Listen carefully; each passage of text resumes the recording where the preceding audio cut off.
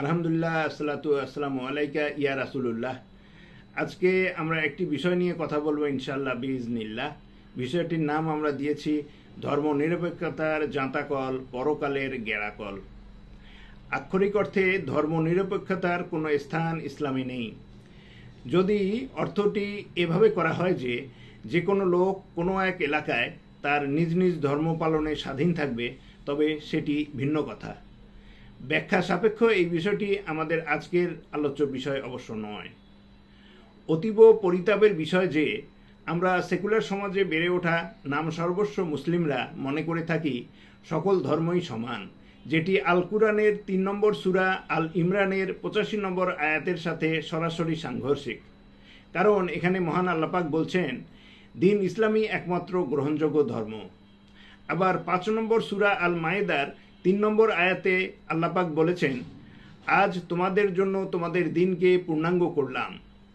মনে রাখা দরকার, সৃষ্টিকর্তা মহান আল্লাহ পাক সকল নবী রাসূলকে একমাত্র দিন ইসলামের দাওয়াত মানুষের কাছে পৌঁছানোর জন্যই পাঠিয়েছিলেন। দিন ইসলামের অপর নাম হচ্ছে তাওহীদ বা একত্ববাদ, তথা জীবনের সর্বস্তরে মাখলুকের মন রক্ষা করে না চলে শুধু খালেকের আদেশ মেনে চলা আর নিষেধগুলো সর্বসাকুল্যে বর্জন করারই নামান্তর।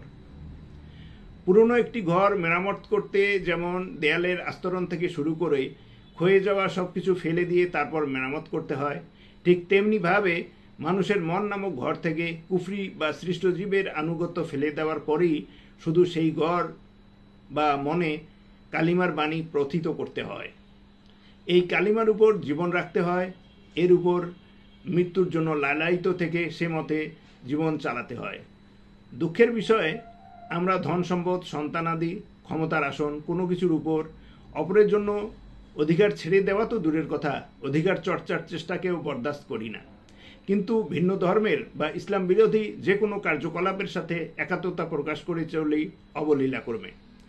আমরা যেন প্রকারান্তরে এরকম ধারণা পোষণ করি যে আমাদের ধর্ম এতটাই উদার, ইসলামের বাইরের সকল কিছুর সাথে এই দিন মিলেমিশে চলতে পারে, যেমন লবণ পানিতে গলে যায়।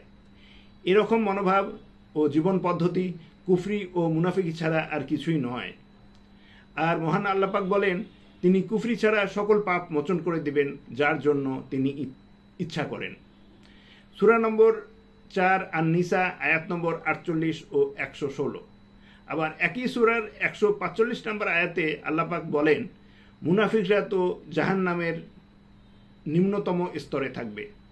সুতরাং আমরা কারা, আমরা কি চাই তা আমাদের নিজেদেরকেই স্পষ্ট করতে হবে। হয় দিনের রজ্জুকে শক্ত করে আঁকড়ে ধরি, নয়তো পরকালে অনন্ত অসীম প্রকাণ্ড তীব্র আগুনে জ্বলার জন্য প্রস্তুত থাকি। মহান আল্লাহ পাক আমাদেরকে রক্ষা করুন, আমরা মুনাফিকি ছেড়ে মুমিনে পরিণত হই। আমিন সুমা আমিন রাব্বুল আলামিন।